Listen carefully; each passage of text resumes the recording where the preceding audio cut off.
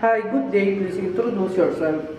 Good day, ma'am, sir. I'm Antoinette I. Cruz, 30 years old. I'm single, solo parent. I have two kids, one boy and one girl. At the age of 10 and 3 years old, I'm college graduate of secondary education, major in music, art, PE, and health.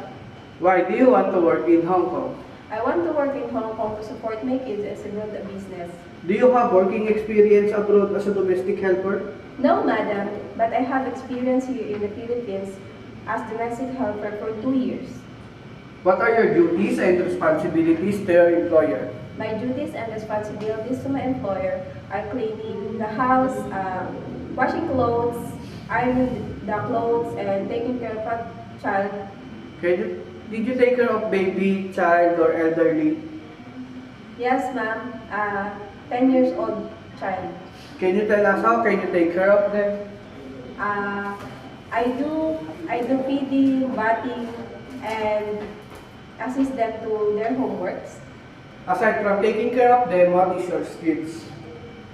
Uh, I know how to cook Filipino dishes, and I'm willing to learn how to cook Chinese food. What are the traits necessary to be a good domestic helper?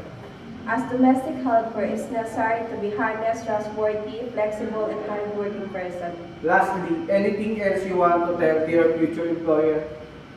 Madam, sir, choose me as your domestic helper because I'm honest, trustworthy, flexible, and hardworking person.